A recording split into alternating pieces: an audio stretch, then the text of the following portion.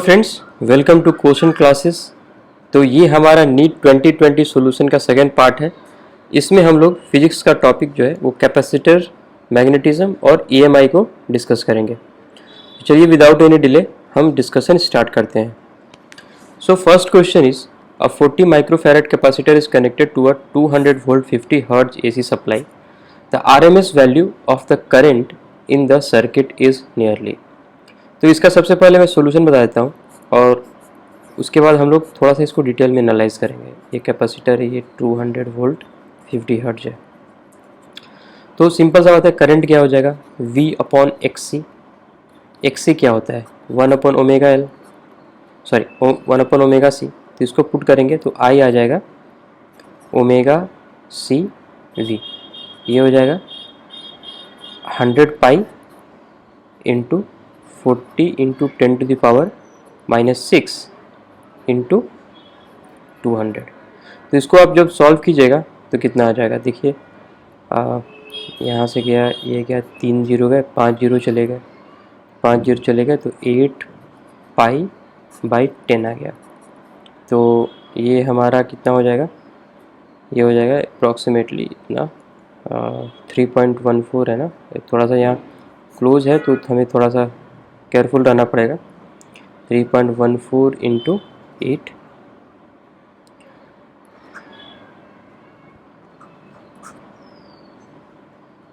ये होगा 2.5 के अप्रॉक्स। तो अगर आपको ये फार्मूला याद है तो कोई इसमें दिक्कत ही नहीं होगा। तो चलिए हम लोग थोड़ा सा इसको ना स्लाइटली थोड़ा सा और इसको एक्सप्लेन करते हैं।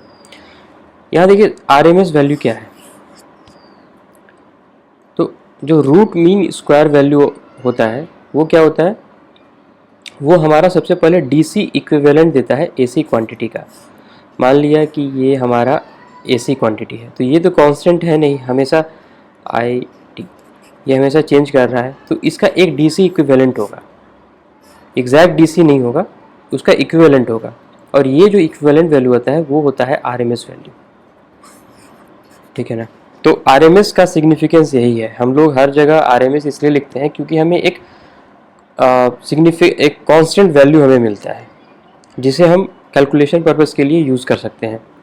तो आरएमएस वैल्यू निकालते कैसे हैं आप सबको पता होगा, आरएमएस, ठीक है, रूट मीन स्क्वायर। अब इसको उल्टा पढ़िए, पहले स्क्वायर करेंगे, फिर मीन लेंगे, फिर इसका रूट लेंगे। मतलब कि पहले स्क्वायर करेंगे, अगर हमको आई का स्क्वायर निकाला, स्क्वायर ले लिया, फिर मीन ले लिया, फिर उसका रूट ले लिया। तो ऐसे हम लोग निकालते हैं आरएमएस वैल्यू। और जैसे देखिए आपको यहाँ पर जो दिया हुआ है ना, ये जो एसी सप्लाई है उसकी रेटिंग दी हुई है 200 वोल्ट 50 हर्ट्ज। तो ये आपको ये अंडरस्टूड होना चाहिए कि ये आरएमएस ही है, ठीक है। यहाँ पर हम आई आरएमएस निकाल रहे हैं, यहाँ पर हमें वी आरएमएस लिखना पड़ेगा, ठीक है। और यहाँ जो दिया हुआ है स्पेसिफिकली मेंशन नहीं किया हुआ है कि ये क्या है, आरएमएस है कि पीक वैल्यू है। क्योंकि देखिए अगर हम बहुत जनरल अगर इक्वेशन लिखते हैं एसी सोर्स का, तो वो क्या होगा, V equal to 200√2 sine omega T, ठीक है। यहाँ पर VM आता है, maximum value of the voltage आता है, ठीक है। और जो हमें जो इन जनरल जो क्वेश्चन में क्वांटिटी दिया होता है वो आरएमएस वैल्यू दिया हुआ होता है। और हम जानते हैं कि साइन थीटा का जो आरएमएस वैल्यू आता है वो 1/√2 आता है। तो इस हिसाब से जो हमारा V आरएमएस हो जाता है वो होता है VM/√2। तो आपको जो दिया हुआ है वो VM/√2 ये दिया हुआ है, जिसका वैल्यू है 200 वोल्ट। अगर हम इसको √2 से मल्टीप्लाई कर लेते हैं तो हमारा VM का वैल्यू आ जाएगा। तो आप ये ध्यान रखिएगा कि अगर आपको मान लिया कि अगर ये क्वेश्चन में दिया हुआ होता कि जो हमारा एसी सोर्स है उसकी रेटिंग है 200√2 volt at 50 hertz and this voltage is peak value, तो आपको आरएमएस वैल्यू कैलकुलेट करना होता, ठीक है ना। तो आप इस चीज़ को थोड़ा ध्यान रखिएगा। अगर आपको क्वेश्चन में कहीं भी देगा मैक्सिमम वैल्यू तो वो स्पेसिफाई कर देगा, नहीं दिया हुआ है तो सिंपल सा बात है कि वो आरएमएस वैल्यू है। तो इस क्वेश्चन में इतना ही था, मुझे थोड़ा आरएमएस पर फोकस करना था इसलिए मैंने इस क्वेश्चन को लिया था। देखिए नीट में क्या है कि क्वेश्चंस बहुत आसान आते हैं, तो अगर मैं सिंपली डिस्कस कर दूं तो उसका कोई लॉजिक बनता नहीं है। तो इसलिए मैं ये कोशिश कर रहा हूँ कि थोड़ा जहाँ भी कंसेप्ट आ जाए तो मैं एक बार रिवाइज करा दूँ। मैं फिर से एक अलग से कोर्स लाऊंगा जिसमें ये सारे टॉपिक्स डिस्कस होंगे। सो जो नेक्स्ट हमारा क्वेश्चन है वो है the capacitance of a parallel plate capacitor with air as a medium is 6 microfarad. With the introduction of a dielectric medium the capacitance become 30 microfarad. तो हमसे परमिटिविटी ऑफ द मीडियम पूछा है। तो permittivity क्या होता है? It is the ability of a substance to store electrical energy in an electric field. तो अगर हम किसी सब्सटेंस को इलेक्ट्रिक फील्ड में अगर हम रखते हैं तो उसकी जो कैपेसिटी है एनर्जी स्टोर करने की, उससे हम लोग परमिटिविटी बोलते हैं। तो देखिए यहाँ पर क्या हो रहा है कि पहले हमारा एक कैपेसिटर था, उसका कैपेसिटेंस था 6 माइक्रोफैरड। जब उसके अंदर का जो मीडियम था वो था एयर मीडियम था। जब एक हम डाइलेक्ट्रिक इसमें रखते हैं तो क्या होता है कि इसका जो कैपेसिटेंस है वो चेंज कर जाता है 30 माइक्रोफैरड। ये कैसे चेंज कर रहा होगा? देखिए क्या हो रहा है कि पहले मैं ये बता देना चाह रहा हूँ कि जो डाइलेक्ट्रिक होता है वो इंसुलेटर होता है। तो इंसुलेटर वो सब्सटेंस होते हैं जो इलेक्ट्रिकल कंडक्शन नहीं करते हैं, मतलब उसमें से करंट नहीं पास होगा। तो मान लिया कि ये डाइलेक्ट्रिक है, ये इलेक्ट्रिक फील्ड है। अब देखिए क्या होगा कि जब ये इलेक्ट्रिक फील्ड लगेगा तो ये जो चार्ज पार्टिकल्स होंगे इस डाइलेक्ट्रिक के वो पोलराइज हो जाएंगे। यहाँ पर पॉजिटिव चार्ज आ जाएगा, यहाँ नेगेटिव चार्ज आ जाएगा। ठीक है, तो अब ये बताइए कि ऐसा क्यों हो रहा है? ठीक है, ऐसा इसलिए हो रहा है क्योंकि देखिए हम जानते हैं कि ये इलेक्ट्रिक फील्ड है। तो इसमें क्या होगा कि इलेक्ट्रिक फील्ड का डायरेक्शन हम लोग कैसे निकालते हैं? हम एक पॉजिटिव चार्ज प्लेस कर देंगे और पॉजिटिव चार्ज जिधर मूव करेगा वही इलेक्ट्रिक फील्ड का डायरेक्शन होगा। सिमिलरली इसी कंसेप्ट को हम यहाँ पर यूज़ करेंगे कि इसमें जो पॉजिटिव चार्ज है वो इलेक्ट्रिक फील्ड के डायरेक्शन में मूव करेगा। तो ये electric charge positive charge move करके यहाँ पर एक्यूमुलेट हो जाएगा। सिमिलरली नेगेटिव चार्ज जो है वो opposite to the electric field move करेगा और ये लेफ्ट हैंड साइड पर एक्यूमुलेट कर जाएगा। तो इससे ये क्या करेगा सिस्टम, ये अपना इलेक्ट्रिक फील्ड जनरेट कर देगा ई डैश। तो ये जो ई डैश है वो ई के इफेक्ट को कम करेगा, नलीफाई पूरा तो नहीं करेगा लेकिन फिर भी कम कर देगा। और जो फैक्टर होता है वो के से उसको कम कर देता है। जब इलेक्ट्रिक फील्ड कम हो गया तो ऑब्वियस सी बात है पोटेंशियल भी कम हो जाएगा। ठीक है, तो अब देखिए ये वाला केस है जब इसके अंदर एयर था और यहाँ पर था जब इसके अंदर डाइलेक्ट्रिक था। तो अब देखिए दोनों केस में क्या है कि जो कैपेसिटर है वो मेरा आइसोलेटेड है, तो इस पर अगर क्यू चार्ज है तो यहाँ पर भी मेरा क्यू चार्ज ही होगा, चार्ज चेंज नहीं करेगा। Charge will always be conserve because our capacitor is isolated. तो यहाँ पर देखिए क्यू क्या होता है, सी वी होता है। तो इनिशियल कंडीशन में C1 V1 होगा, फाइनल कंडीशन में C2 V2 होगा। तो देखिए C1 तो हमें पता है 6 माइक्रोफैरड है, V1 को V लिख दिया, C2 हमारा क्या है 30 माइक्रोफैरड है और V2 को V2 रहने दिया। तो यहाँ से जो मेरा V2 हो जाएगा वो हो जाएगा V/5। तो हमारा क्या हो गया, ये K फैक्टर निकल गया। तो अब जब हमारा K आ गया तो K ही जो हमारा होता है वो होता है रिलेटिव परमिटिविटी।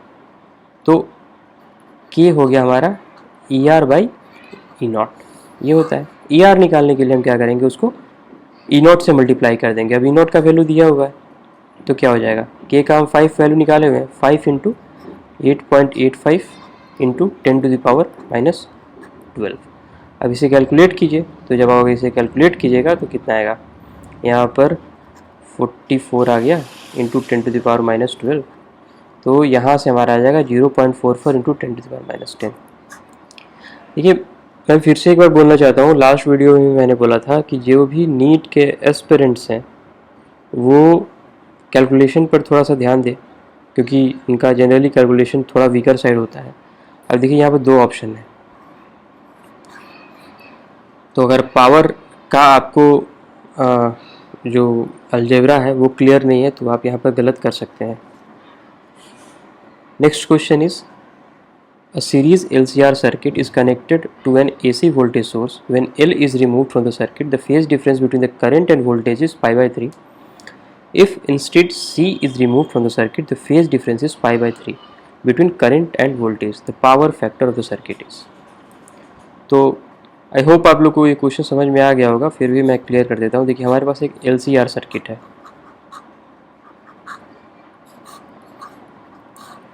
ठीक है। अब ये सीरीज LCR है, ये देखिए, ठीक है, सीरीज में कनेक्टेड है। हम जब L को रिमूव करते हैं इंडक्टर को, तो हमारे पास क्या बचा, ये बचा।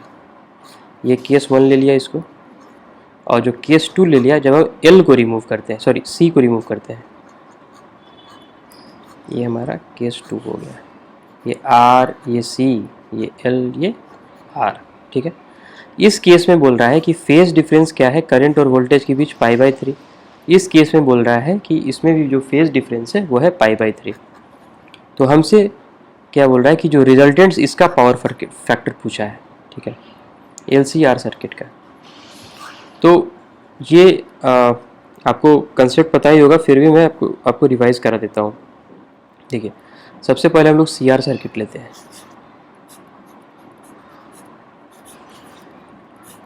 ठीक है। तो अब क्या है कि ये VC हो गया, यहाँ पर VR हो गया, और मेरा यहाँ पर V है। तो इसमें क्या होता है कि जो करंट है, करंट जो है वो लीड करता है वोल्टेज से, ठीक है। कैसे, चलिए देखते हैं। जो एक कैपेसिटर में जो करंट होता है वो क्या होता है, V/XC। तो जो V/XC होगा, XC क्या हो गया, ओमेगा L। अब देखिए यहाँ पर अगर हम ये लेते हैं कि यहाँ पर ओमेगा C V, ये हो जाएगा हमारा करंट। जो चार्ज होता है वो क्या होता है, C × VC। अब मान लिया कि VC जो है वो मेरा है आपका V sin ओमेगा t, तो Q क्या हो गया, VC sin ओमेगा t, ठीक है। अब क्या है कि I क्या हो गया, dQ/dt। इसको डिफ्रेंशिएट कीजिएगा तो आपको I मिल जाएगा CV ओमेगा, साइन को डिफ्रेंशिएट करेंगे तो cos ओमेगा t, ठीक है, इंटू ओमेगा। तो ये हमारा ये I0 cos ओमेगा t। हम इसको ऐसे लिख सकते हैं I0 sin omega t plus π/2, ठीक है। अब देखिए ये यहाँ पर हमारा ऐसा सिचुएशन है। तो जो कैपेसिटर के थ्रू जो करंट है, अब देखिए इसका फेज देखिए, ये ओमेगा t है वोल्टेज का फेज, और करंट का फेज क्या है, ओमेगा t प्लस π/2। तो जो करंट जो है वो लीड कर रहा है वोल्टेज से, ठीक है। तो अगर आप फेजर डायग्राम बनाइएगा, फेजर बेसिकली क्या होता है, वो रोटेटिंग वेक्टर को हम लोग फेजर बोलते हैं। जैसे कि अब मैं इसी का एग्जांपल ले लूँ, V = V sin V0 sin omega t। तो किसी भी इंस्टेंट पर हम, ये तो वेक्टर है मान लीजिए, तो ये एक वेक्टर रहेगा, ठीक है, ये V0 वेक्टर है और ये रोटेट करते रहेगा, यही फेजर है। ये ओमेगा t, ये मेरा थीटा हो गया। तो किसी भी इंस्टेंट पर हमको इसका वैल्यू निकालना होगा, तो हम क्या करेंगे कि y एक्सिस पर इसका प्रोजेक्शन ले लेंगे। V0 है, इस पर प्रोजेक्शन लीजिए, क्या आ जाएगा, V0 sin ओमेगा t। यही तो हमें चाहिए, V हमारा यही तो है। तो हम इसका क्या करेंगे कि प्रोजेक्शन ले लेंगे y एक्सिस पर। सिमिलरली अगर V0 cos ओमेगा t होता तो हम उसका प्रोजेक्शन ले लेते x एक्सिस पर।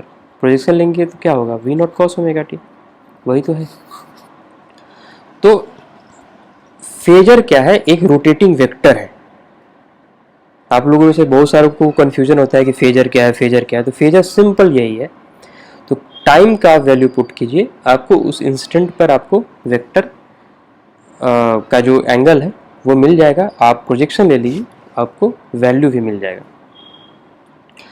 तो अब मैं ये बोल रहा हूँ कि क्या हो रहा है कि जो करंट है वो वोल्टेज से लीड कर रहा है।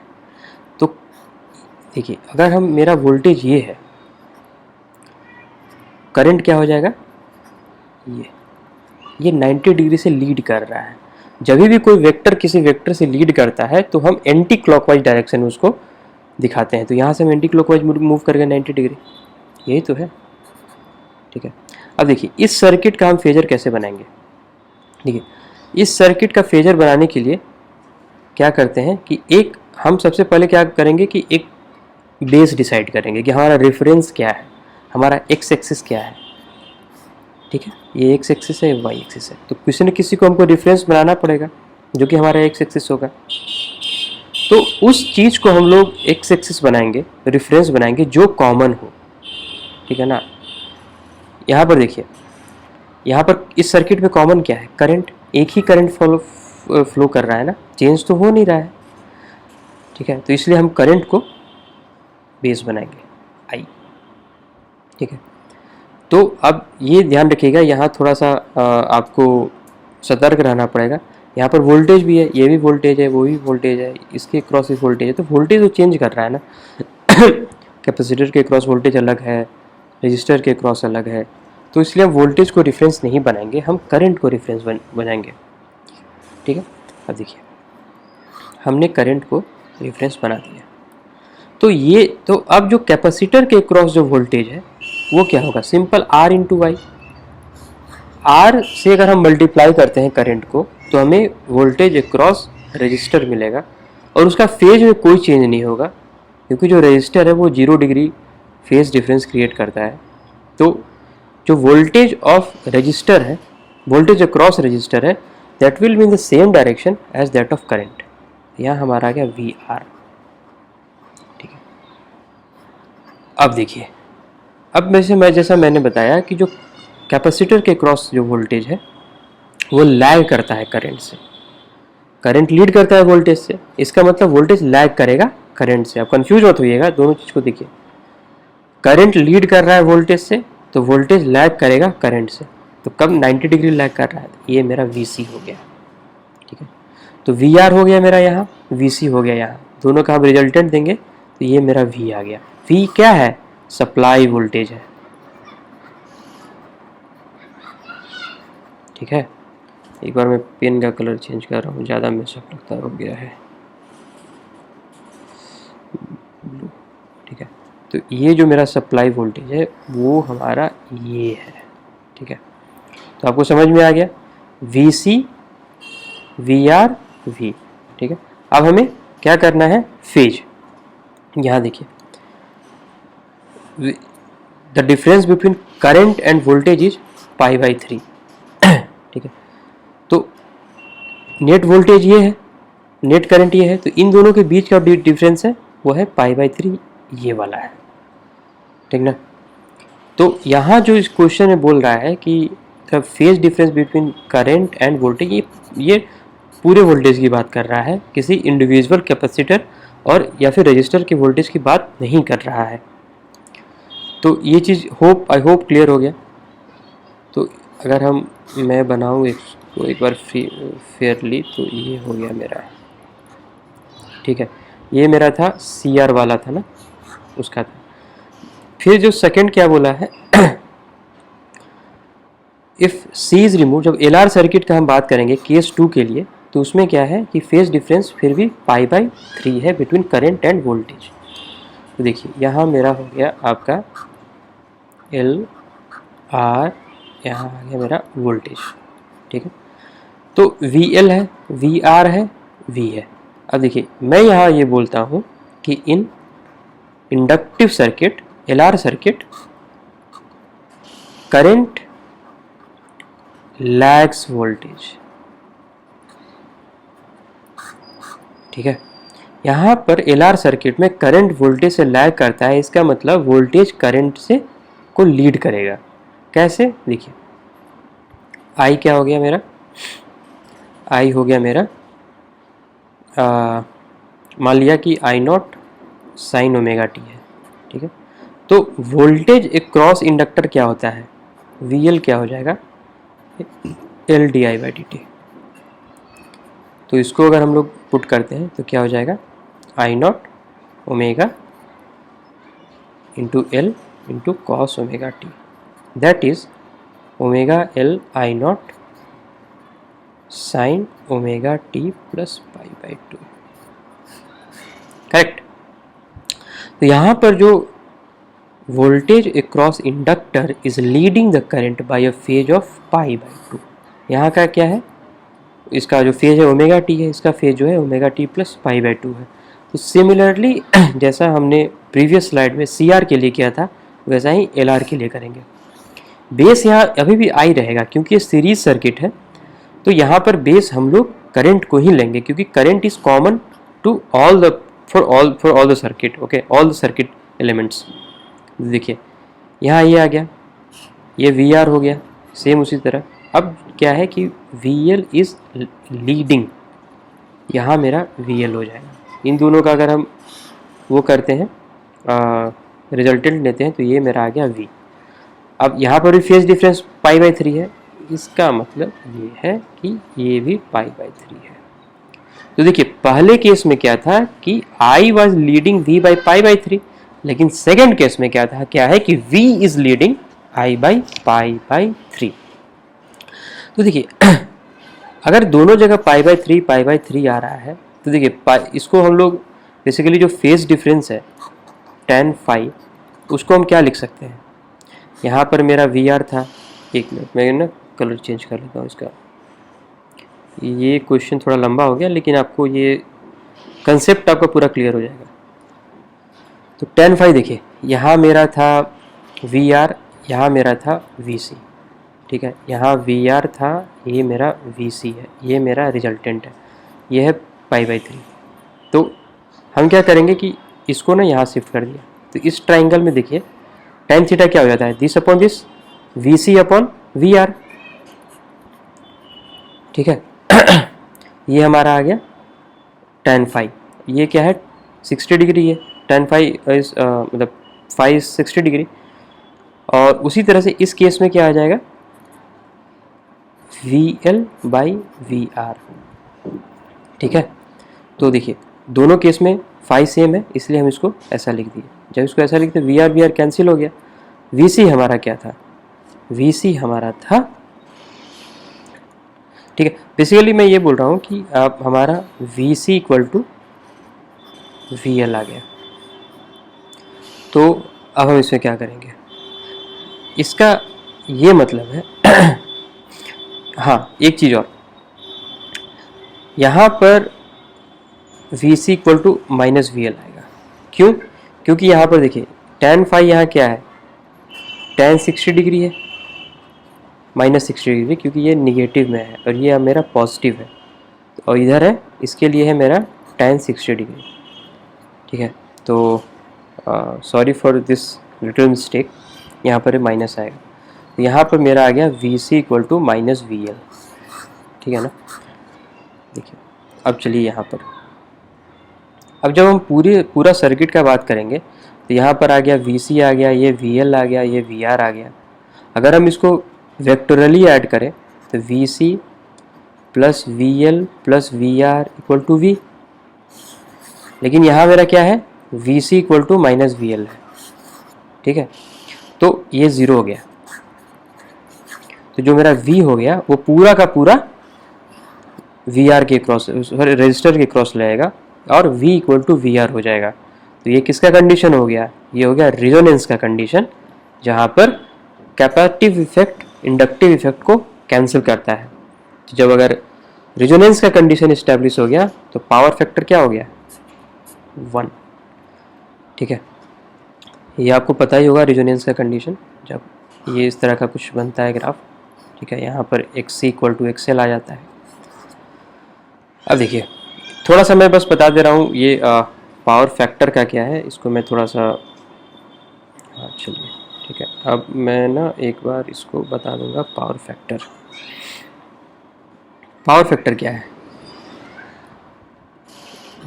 जो पावर होता है वो होता है V RMS I RMS into cos phi, ये होता है power factor. Power factor is cos phi, ठीक है। तो ये पूरे सर्किट का जो फेज डिफरेंस है उसका अगर हम कॉस लेते हैं तो वो हमें पावर फैक्टर देता है। तो इसमें बस आप इतना ही याद रखिए, क्योंकि फिर वो आपको इलेक्ट्रिकल इंजीनियरिंग में इसको डिटेल में पढ़ना पड़ता है। तो अगर LCR सर्किट का हम बात करें, अगर हम यहाँ पर आई रेफरेंस ले लिए हैं, तो मान लीजिए कि यहाँ पर मेरा कुछ ये VL आ गया, यहाँ पर VC आ गया, यहाँ पर VR आ गया। तो हम इन दोनों का पहले रिजल्टेंट लेंगे, मान लिया कि ऐसा, या फिर ये V आया, फिर V और VR का रिजल्टेंट लेंगे, तो मान लीजिए ये आ गया। तो ये जो एंगल बनता है ना, ये सर्किट का पूरा पावर फैक्टर हमें देता है। इसका कॉस ले लेंगे, सर्किट का फेज देता है, उसका कॉस लेंगे तो हमें पावर फैक्टर आ जाएगा। अब चूँकि रेजोनेंस का कंडीशन है तो इसमें कुछ सोचना ही नहीं है, हमारा आंसर 3 हो जाएगा। तो इसे आप एक बार फिर से अटेम्प्ट करके देखिएगा। ये जो टॉपिक है एक्चुअली, इसमें मैंने आपको पूरा का पूरा AC सर्किट एक तरह से एक्सप्लेन कर दिया, उसमें ज़्यादा कुछ है नहीं, बस यही इशू है। और मैं एक बार फिर से AC पर फिर से अलग से एक सेपरेट वीडियो बनाऊंगा, उसमें और क्लैरिटी के साथ आपको एक्सप्लेन करूंगा। Next is an iron rod of susceptibility 599 is subjected to a magnetizing field of 1200 ampere per meter. The permeability of the magnetic material of the rod is। देखिए ये question जो है ये फॉर्मूला बेस्ड क्वेश्चन है। पहले इसको solve करते हैं, फिर मैं इसका एक्सप्लेनेशन देता हूँ। Mu R is equal to XR+1। XR क्या है 599, +1 कर दिया 600 आ गया। अब हमें म्यू निकालना है, तो म्यू क्या होता है mu r into mu naught. तो 600 से आप इसको मल्टीप्लाई कीजिए 4 pi into 10⁻⁻7 tesla metre per ampere, तो आपको आंसर आ जाएगा। ये हो जाएगा आपको 24 पाई इंटू 10⁻⁻5। एक पावर को एडजस्ट करेंगे तो आ जाएगा हमारा 2.4 pi into 10⁻⁻4। Option number 1 is correct. ठीक है, तो इसमें कुछ है नहीं, आपको फार्मूला याद है, you can go easily with it. और मैं ये सजेस्ट करूँगा कि आप ये फार्मूला याद कीजिए, क्योंकि इसका कोई अल्टरनेटिव नहीं है। मैं यही बोलता हूँ फिजिक्स में बस आप वो फार्मूला याद कीजिए जिसको याद करना बहुत ज़रूरी है, उसके बिना आपका काम ही नहीं होगा। अगर आपको ये फार्मूला नहीं याद है तब तो ये क्वेश्चन बनेगा ही नहीं। अब चलिए देखिए, मैं बस इसमें 2 चीज़ों को एक्सप्लेन करना चाहता हूँ, what is susceptibility and what is permeability. लोगों को सबसे ज़्यादा कन्फ्यूजन इसी में होता है। देखिए, सबसे पहले परमिएबिलिटी की बात करते हैं। Permeability is the ability of a material to let magnetic line of forces pass through it. मतलब कि एक मटेरियल है, उसमें कितनी आसानी से magnetic line of forces pass होता है, वो उसका परमिएबिलिटी बताता है। परमिएबिलिटी क्या होता है, मतलब कोई भी चीज़, जैसे आपने पढ़ा होगा बायोलॉजी में, ये मैंने कहीं इंटरनेट से उठाया है कि a frog skin is permeable to water. मतलब कि जो फ्रॉग का जो स्किन होता है उसके थ्रू वाटर आसानी से पास कर जाता है, तो वो बहुत ज़्यादा परमिएबल हो गया। ये देखिए यहाँ पर सॉइल परमिएबिलिटी का मैं एग्जांपल दिया हूँ। जैसे ये सिस्टम है, इसमें बड़े बड़े पत्थर हैं, ऐसे बहुत छोटे छोटे पत्थर हैं, तो आप पानी जब डालिएगा तो इससे जल्दी पास होगा, इससे लेट से पास होगा, धीरे धीरे पास होगा। तो ये जो है ये ज़्यादा परमिएबल है एज़ कम्पेयर टू दिस। तो परमिएबिलिटी ये बताता है। तो आप इसको थोड़ा फिजिकली ये इसको सोचिए, तो इससे आपको बेसिकली याद करना आसान हो जाएगा कि परमिएबिलिटी वो प्रॉपर्टी है सब्सटेंस की कि जिससे कि जो आपका जो मैग्नेटिक लाइन ऑफ फोर्स है वो आसानी से पास हो जाए। जितना ज़्यादा परमिएबल होगा उतना ही ज़्यादा मैग्नेटिक लाइन ऑफ फोर्स उससे पास होगा, उतना ही जल्दी वो मैग्नेटाइज होगा। और ससेप्टिबिलिटी क्या है, ससेप्टेबल टू सम कंडीशन, मतलब कि वो कितना, how much that object is susceptible of being magnetize, वो कितनी आसानी से मैग्नेटाइज हो सकता है। तो ससेप्टिबिलिटी जब हाई है तो वो बहुत आसानी से मैग्नेटाइज हो जाएगा। इसलिए देखिए यहाँ क्या बोल रहा है, आयरन रॉड ऑफ ससेप्टिबिलिटी 599। अब आयरन रॉड क्या है, बहुत ज़्यादा ससेप्टेबल है, ये फेर्रोमैग्नेटिक सब्सटेंस है, इसलिए इसकी जो ससेप्टिबिलिटी है वो हाई है, उसकी परमेबिलिटी भी हाई रहेगी। तो आप कमेंट सेक्शन में आप ये बताइए कि permeability of paramagnetic and diamagnetic materials क्या होता है, किस रेंज का होता है। तो ये आप पढ़िए और कमेंट बॉक्स में कमेंट कीजिए। Next is a long solenoid 50 cm length have 100 turns carries a current of this. The magnetic field at the center of the solenoid is, इसमें कुछ ज़्यादा है नहीं, बस म्यू नॉट एन आई ये फार्मूला लगाना है और उसको सॉल्व करना है। ये ध्यान रखिएगा कि N is number of turns per unit length है, ठीक है ना, आप इसका ध्यान रखिएगा। आपको म्यू नॉट का वैल्यू दिया हुआ है, एन का वैल्यू दिया हुआ है, आई का वैल्यू दिया हुआ है, तो आपको ये सवाल आसानी से हो जाना चाहिए। इसका सोल्यूशन मैं नहीं बता रहा हूँ, आप इसे खुद से कैलकुलेट कीजिए और कमेंट बॉक्स में कमेंट करिए इसका आंसर क्या है। सो इस वीडियो में इतना ही। Thanks for watching. और कोई भी आपको डाउट है फिजिक्स में तो टेलीग्राम चैनल है, इस पर आप भेज सकते हैं या फिर ईमेल कर सकते हैं, आपको जैसा अच्छा लगे। और भी जो पार्ट्स है वो हम लाते रहेंगे। और अगेन थैंक यू।